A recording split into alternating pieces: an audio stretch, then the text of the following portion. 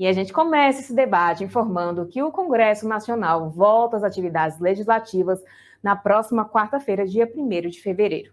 Junto com os novos parlamentares, há mudanças já esperadas na organização da Casa, com a liderança de bancadas renovadas. Logo após a posse, os parlamentares vão eleger a mesa diretora da Casa. A disputa pela presidência já tem candidatos aí.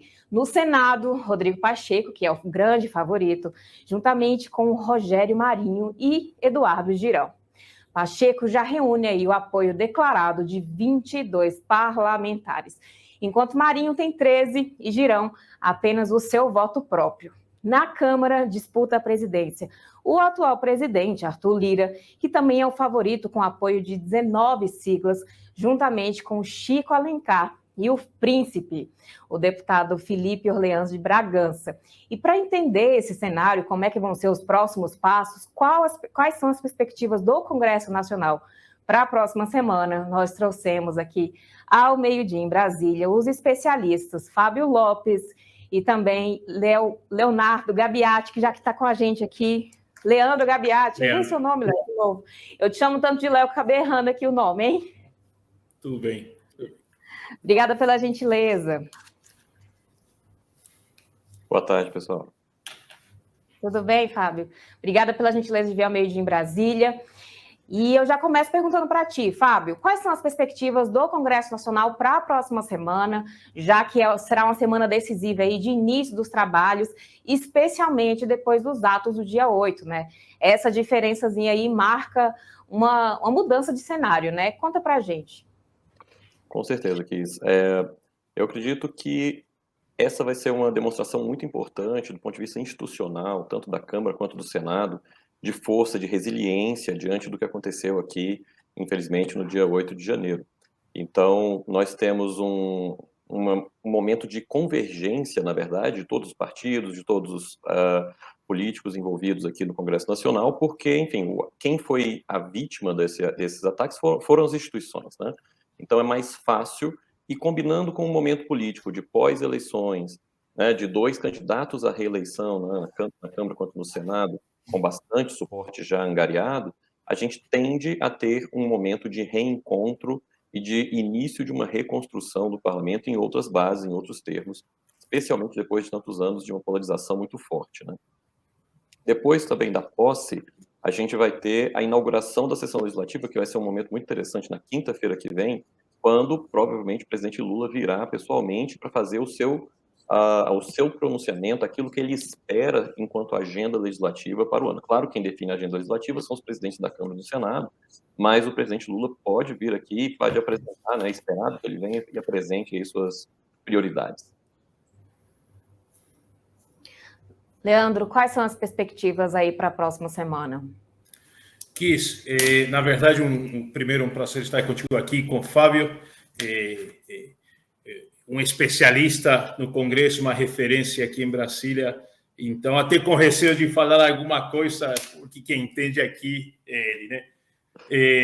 Mas brincadeira essa parte, vamos lá, acho que ou seja, o foco primeiro no resultado, mas o que Fábio aponta é justamente mais relevante, o que vem depois da eleição. A grande questão é essa, que tipo de governabilidade o Lula terá, e logicamente todo esse processo de eleição das presidências estará marcado de uma forma ou de outra pelos acontecimentos do 8 de janeiro. Você olha que geralmente, né, tradicionalmente aqui em Brasília, a eleição da Câmara geralmente leva todos os holofotes, a eleição do Senado é mais tranquila, e agora justamente acontece o contrário. Aconteceu o contrário em 2019, vocês devem lembrar o embate entre Renan e Davi Alcolumbre, e agora novamente temos, eu acho que né, Fábio, a gente pode falar numa eleição quase certa, sem qualquer problema, do Lira, e é importante destacar que o Lira, ainda tendo uma maioria muito grande, ele continua fazendo campanha, continua no olho, continua apertando mãos, fazendo reuniões com bancadas, ou seja, é um político né, que leva as coisas a sério, ele não brinca em serviço, deu uma série de benefícios essa última semana para parlamentares, aumento da cota parlamentar, do auxílio moradia, pode ser moralmente questionável até, mas legalmente não há nenhum tipo de inconveniente. Faz parte do jogo, faz parte das regras, o Lira está jogando. E por isso que a gente praticamente não vê possibilidade fora da reeleição dele. Agora, no Senado, logicamente, o jogo é mais complexo. O cenário certamente mudou. Acho que o Marinho tinha, eventualmente, alguma chance, certamente difícil, mas tinha. Mas depois dos acontecimentos dos 8 de janeiro, complica para ele. Bolsonaro continua fora do país, ainda sem data certa para voltar. Hoje é 26, e ainda não há qualquer movimento, qualquer sinalização de retorno de Bolsonaro. Então, esse movimento de oposição a Pacheco, que supostamente estaria angariado ou teria como líder o Bolsonaro, justamente o líder permanece ausente, permanece em silêncio. Então, logicamente, isso aqui não descarta, a gente não pode descartar 100% a chance que o Marinho tem. Certamente, o Fábio sabe, né? Eleição de presidente, eleição da mesa aí com voto secreto. E voto secreto incentivo à traição. Você pode ter um acordo partidário, mas cada parlamentar tem seus interesses e faz seus acordos pessoalmente com o candidato. Aquele candidato que lhe oferecer eventualmente maiores benefícios ou melhores acordos, né, terá o voto e ninguém vai saber de fato para quem esse parlamentar votou. Agora, e já para encerrar e devolver a palavra, no caso do Senado, o governo tem praticamente a obrigação de vencer a disputa com Pacheco. Lira dialoga com Lula, a gente está vendo, eles se reúnem, conversam, mas o Lira não é um aliado, né? O Lira é uma figura independente e o governo não, ou seja, não tem como confiar certamente na figura do Lira, né?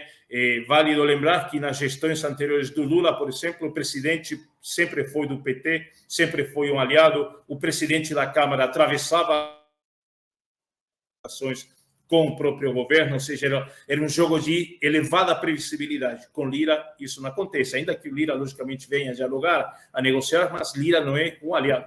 Agora, no caso do Senado, se você não tem o presidente da Câmara, o governo tem a obrigação política de ter um aliado no Senado. É por isso que a eleição do Pacheco, a reeleição do Pacheco é tão estratégica para o governo. E o governo certamente utilizará todas as suas ferramentas políticas para justamente confirmar essa recondução do senador Mineiro ao comando do Senado. Se você me permitir, eu queria só comentar alguns pontos aí que o Leandro cirurgicamente já atualizou tudo, mas é muito importante entender por que o Lira tem esse suporte tão forte, né? Ele é um grande cumpridor de acordos. Tudo que ele promete, ele entrega, e ele não se compromete com o que ele não é capaz de entregar. Isso dá a ele uma credibilidade na relação com os seus pares que torna ele uma força política incontestável aqui na Câmara. Não tem espaço, não houve espaço, não é que não há resistência, mas não houve espaço para nenhum outro parlamentar se posicionar contra ele com uma chance real. As candidaturas que nós temos são candidaturas de polos bastante extremados que não vão encontrar mais do que, claro, ali no escurinho da cabine de votação pode ter algum nível de resistência, algum nível de traição, mas isso não deve afetar o resultado do Lira. Já o Pacheco tem um desafiante muito mais complexo, porque o Rogério Marinho, ele é um político mais experiente do que o Pacheco. A gente tem que lembrar que o Marinho foi do PSDB, foi ele que entregou a reforma trabalhista do governo Temer, foi ele que coordenou pelo governo a reforma da Previdência em 2019, ele foi ministro, depois ele ficou tão forte diante desse resultado que ele entregava que ele começou a antagonizar o Guedes, né? Então, o grande superministro ali que tinha no governo Bolsonaro. Depois ele foi eleito senador num reduto da esquerda, onde a governadora foi reeleita em primeiro turno. Ou seja, ele não é alguém, e ele, assim como o Lira, que o Leandro colocou muito bem, está em campanha. O Lira, a vitória do Lira é mais certa não só pelo passado dele, mas também pela forma como ele conduz política, né? Como eu falei, cumprindo acordos e fazendo campanha séria. O Marinho, mesmo com pouca chance, e se o Marinho perder não é uma derrota para ele está fazendo campanha séria. Então, eu gostaria de pontuar que eu não me surpreenderia tanto com uma possível vitória do Rogério Marinho, não. Tá aí um fato interessante, Fábio, de destacar justamente isso, a possível vitória de Rogério Marinho, que a gente não sabe, embora já tenham parlamentares manifestado apoio ao atual presidente, o Pacheco, né, cerca de 22 votos aí ao Pacheco, mas como você pontuou, é voto secreto, né, então há uma chance, tem uma margem de talvez no Senado surgir aí um nome que não estava sendo esperado, que no caso aí é o Marinho, que está como expectativa. Agora, uma informação que eu queria ter aqui, enquanto jornalista também, é comum, assim, essa renovação das duas casas, tanto Câmara quanto Senado, a renovação das mesas, assim, por anos seguidos, ou não? Porque, assim, eu vejo muita gente comentando e pedindo renovação, especialmente nesse cenário que se desenhou, um cenário complexo, de atos, mobilizações, e que muitos senadores já têm se mostrado insatisfeitos, inclusive, com o Pacheco. É comum essa manutenção das mesas, da formatação das mesas, da forma como está sendo agora? Por favor, Leandro. Fábio, não, deixa quem sabe primeiro. Vai. Bom, os incumbentes levam vantagem, né? Primeiro, eles conhecem o sistema por dentro. Segundo, eles têm incentivos a oferecer para os seus eleitores ali. Já estão numa posição de força, já são conhecidos, tudo isso favorece. Então, lembrando também que essa reeleição só é possível de uma legislatura para outra, né? Do primeiro biênio para o segundo biênio dentro da legislatura, você não pode ter reeleição. Então, essa é uma reeleição esperada, especialmente no Senado. O histórico do Senado de reeleições é maior, até pelo perfil mais conservador que o Senado tem naturalmente. A Câmara, e também como tem um número maior de pessoas disputando, acaba tendo uma certa continuidade. Mas a gente viveu, né, o antecessor de Lira foi Rodrigo Maia, que teve 3 mandatos, né, foi eleito 3 vezes sucessivos, até numa forma, enfim, questionável do ponto de vista constitucional, mas teve 3 mandatos. Então, essa expectativa de mudança, para quem está aqui dentro, ela é um pouco imprevisível, imprevista. Na verdade, você deve esperar, ou tende-se a ter uma manutenção das presidências entre uma legislatura e outra. Kiss, você me permite aqui tem uma questão importante. A gente estava até vendo manifestações em redes sociais, né, contra a reeleição do Pacheco, principalmente de simpatizantes ou de apoiadores bolsonaristas. Agora, o contexto dessa eleição no Senado não tem nada a ver com o que foi a eleição do Davi Alcolumbre né, em 2019, né, no primeiro biênio. Até porque você tinha todo esse clima de renovação política, você tinha o Bolsonaro como presidente eleito, e, logicamente, essa eleição do Bolsonaro influenciou certamente a disputa no Senado. Então, a gente viu, ou seja, o Renan tinha praticamente tudo amarrado para ser eleito senador, e uma postura pragmática do Alcolumbre, junto a uma pressão muito grande nas redes, acabou revertendo esse cenário. Parece que a turma do Bolsonaro talvez não entendeu muito bem, ou se entendeu, talvez se entendeu, mas ainda assim continua nessa postura, né, de entender que a pressão nas redes sociais funciona de forma mecânica. Tipo, eu faço uma pressão na rede, pronto, isso aí reverbera automaticamente no ambiente político. Não é mais assim, não. Não que as redes não tenham poder, mas há uma situação política diferente.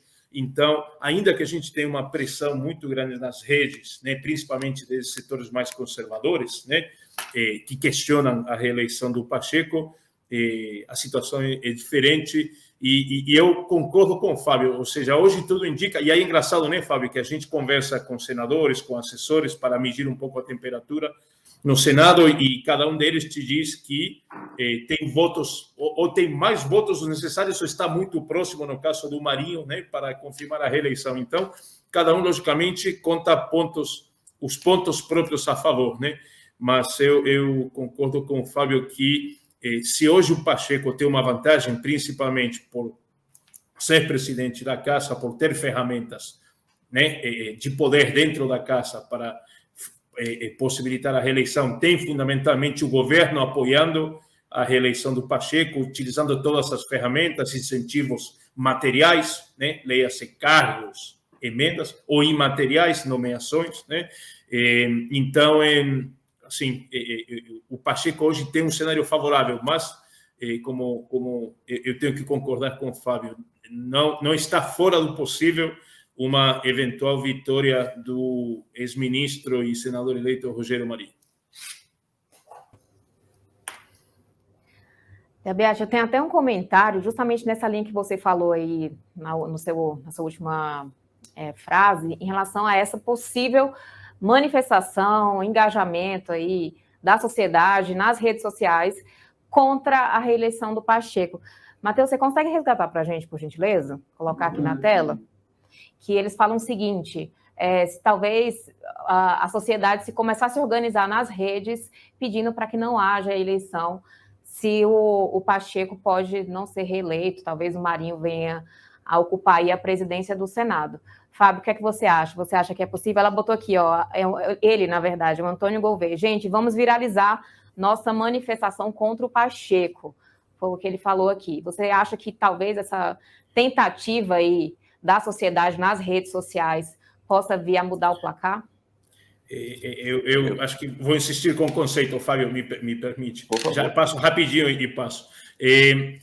Primeiro, o Bolsonaro foi derrotado eleitoralmente, ainda que tenha sido uma eleição muito equilibrada, 2 milhões de votos. Isso aí já muda um pouco o cenário e essa influência das redes sociais. Segundo, tivemos os acontecimentos do dia 8 de janeiro, que causaram, né, uma rejeição muito grande em relação a essas partes, a esses apoiadores mais radicais, né? Então, esse movimento antissistema, ou que pretende se valer das redes para influenciar a política, perdeu muita força.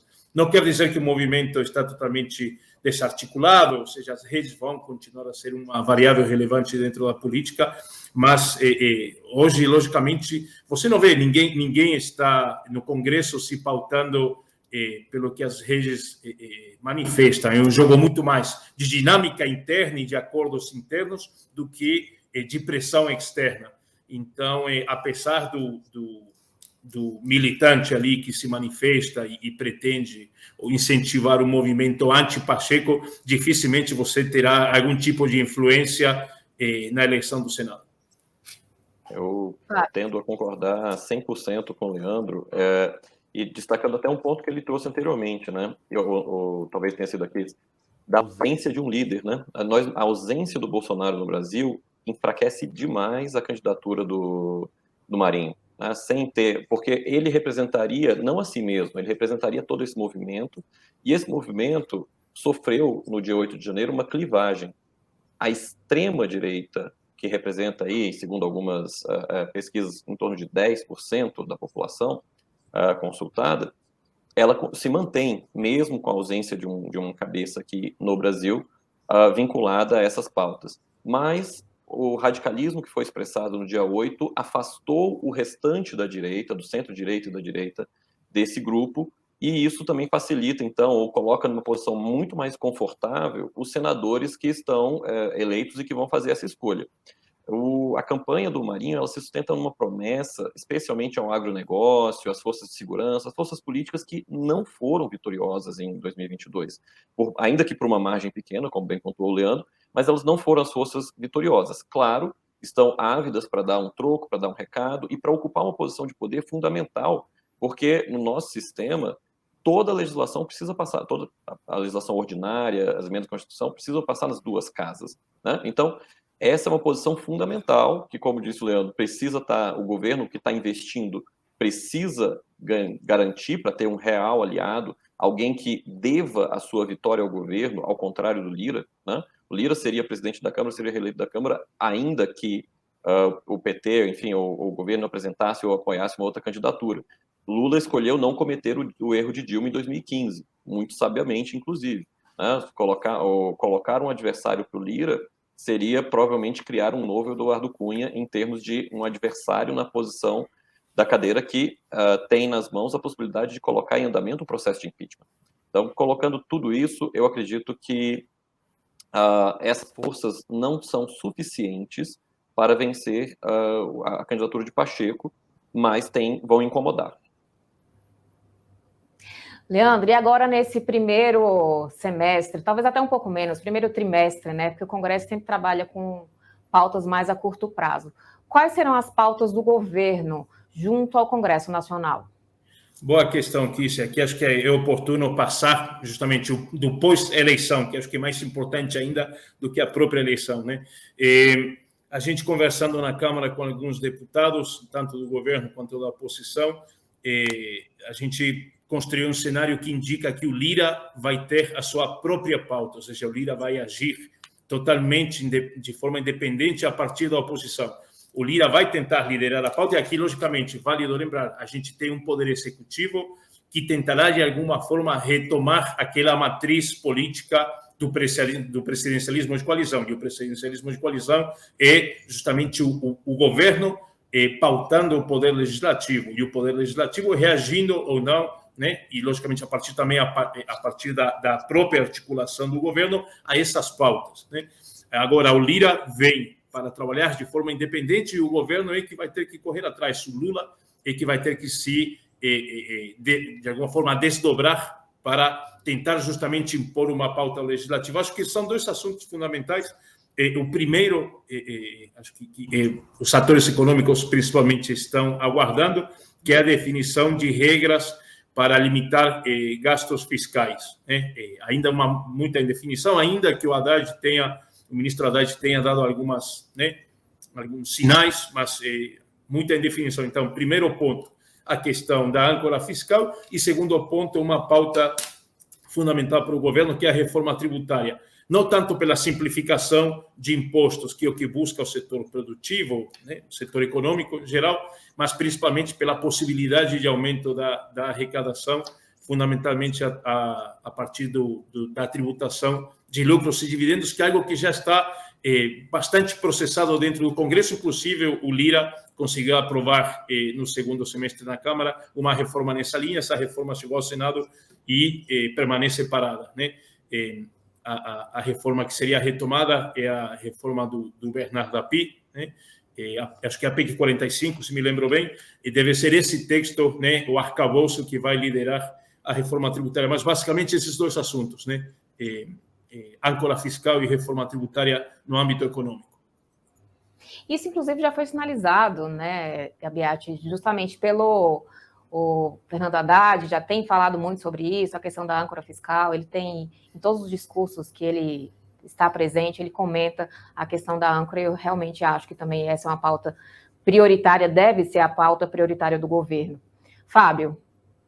Bom, o Leandro já acertou, assim, né, precisamente o centro da agenda, mas eu vou me ousar aqui complementar com algumas possibilidades.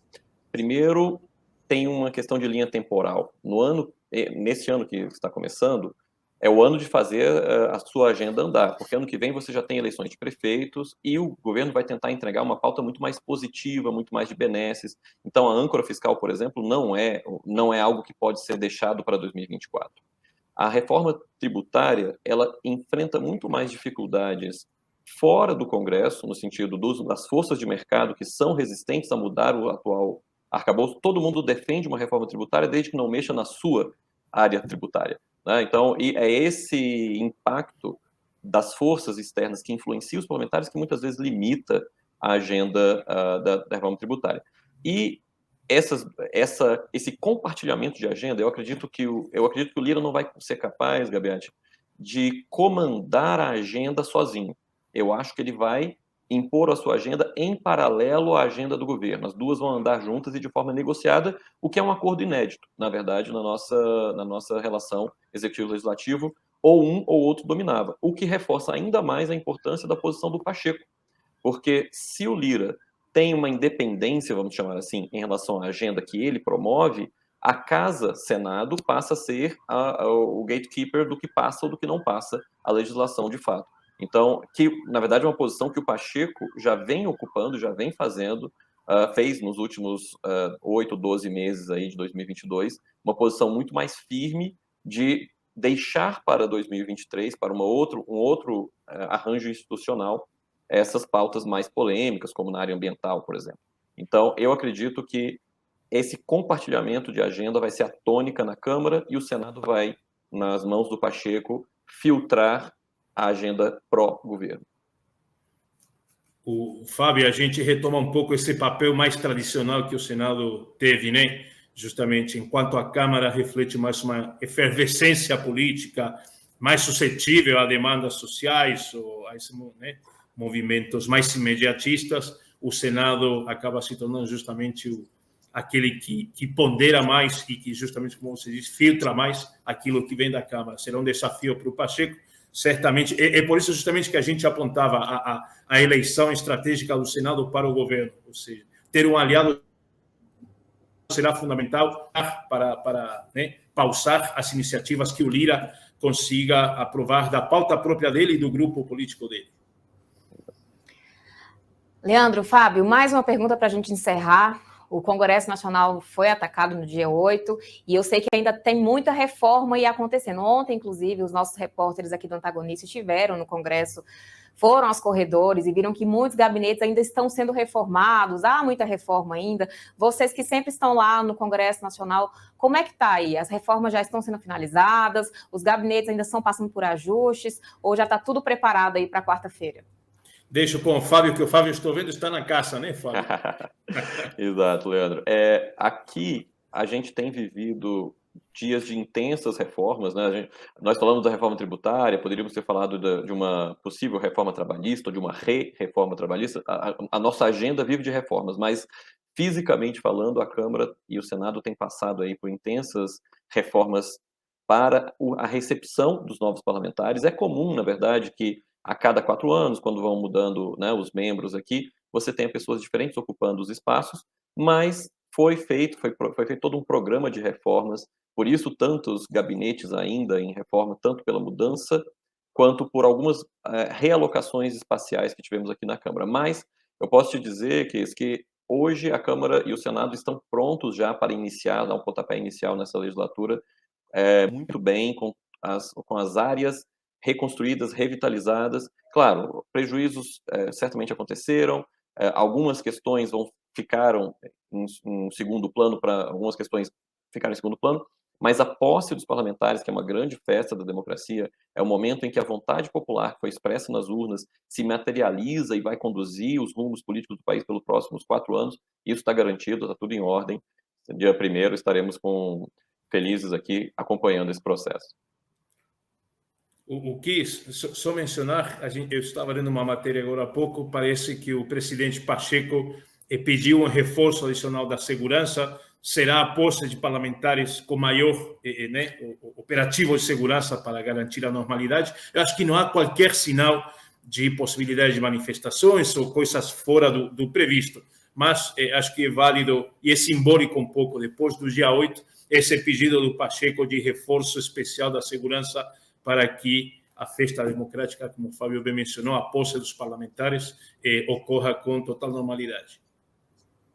Realmente, Gabiati, teve também a Polícia Legislativa e das casas do Congresso Nacional também pediu auxílio para o dia 1º de fevereiro, para a posse dos parlamentares. Ainda impera o clima de apreensão, né? Não tem como ser diferente nesse momento. Os atos do dia 8 já sinalizaram aí e deixaram os parlamentares bem apreensivos. E eu imagino que, embora seja a festa da democracia, como o Fábio falou, ainda tem esse clima aí de apreensão, de insegurança, de receio com relação à posse, né?